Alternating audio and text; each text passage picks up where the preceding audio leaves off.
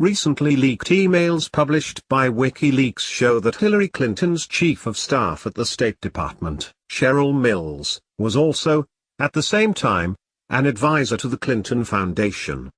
The emails show that, while working her day job at the State Department, with Hillary as her boss, Mills was working as an advisor to help restructure the Clinton Foundation, with Hillary as her boss. The lines between the State Department and the Clinton Foundation were so blurred, it would be hard to say where one ended and the other began. The conflicts of interest involved with Mills' employment irregularities were not an anomaly, either. Last year, The New American reported on a similar situation with Huma Abedin, Hillary's deputy chief of staff. We reported that Senator Chuck Grassley, Republican Iowa, had demanded answers about the special government employee arrangement enjoyed by Abedin. We said, the emails that are beginning to trickle down the pipeline are shedding much-needed light on the extent to which Abedin's loyalties may have been divided. In late 2012, while still employed as an aide to then Secretary of State Hillary Clinton, Abedin was helping future presidential candidate Hillary Clinton transition out of her job at State and into the political ring.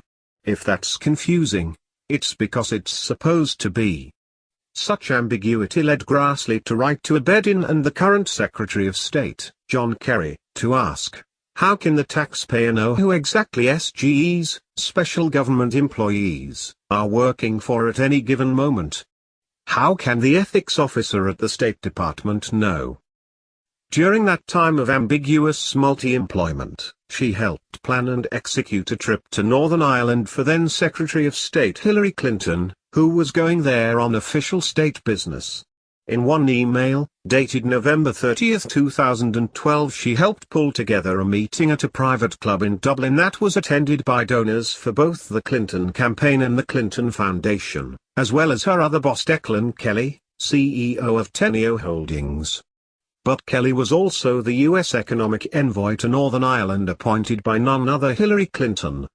In that email, Abedin wrote, maybe we can all gather for drinks, dinner and HRC, Hillary Rodham Clinton, can come join for as long as she can? So, Abedin planned to have Hillary there and she was there. But it's hard to say which hats she wore on that occasion: Secretary of State, Hillary Clinton, the Clinton Foundation, and/or a future presidential candidate. But regardless of whatever hats she wore, she was Abedin's boss, or at least one of Abedin's bosses. It's easy to see why Grassley thinks there may be a conflict of interest going on here.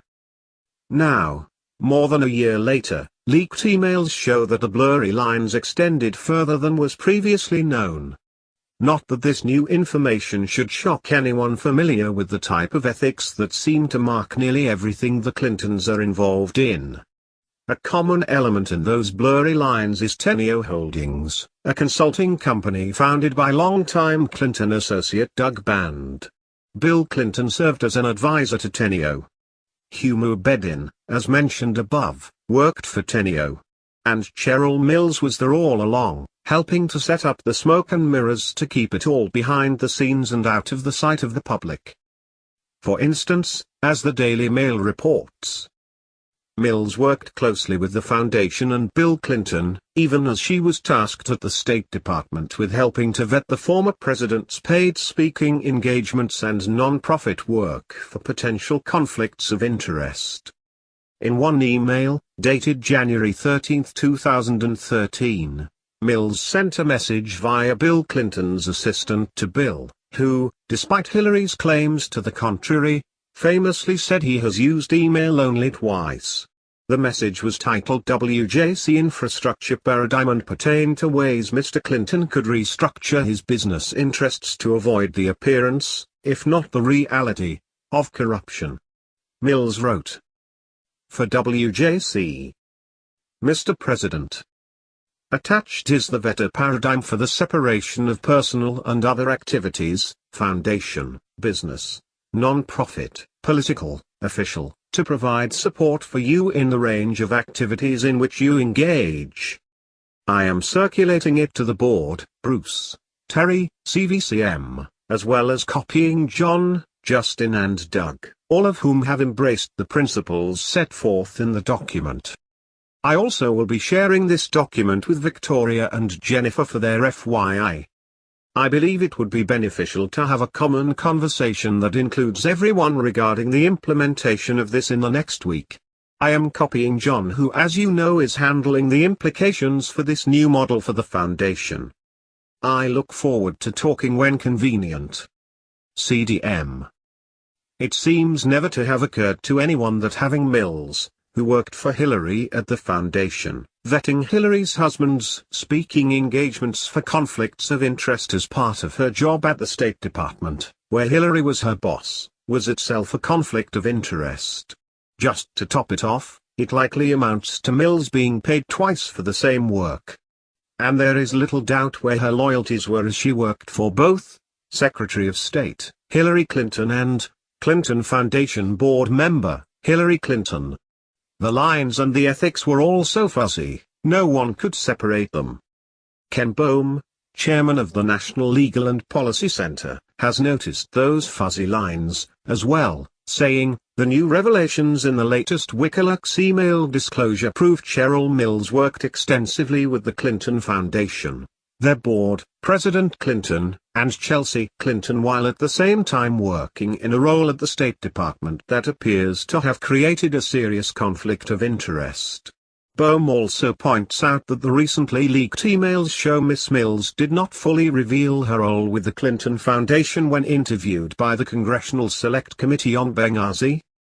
The email above from Mills was part of a larger plan to sort of, but not really, separate the Clinton Foundation and Teneo.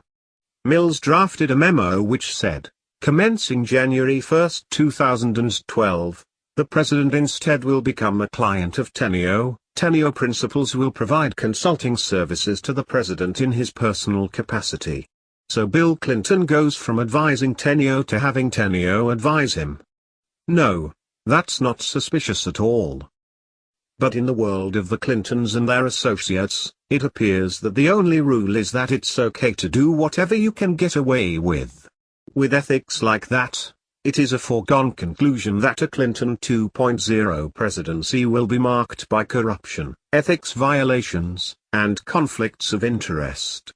And it is likely that Mills, Abedin, and Teneo Holdings will be right there in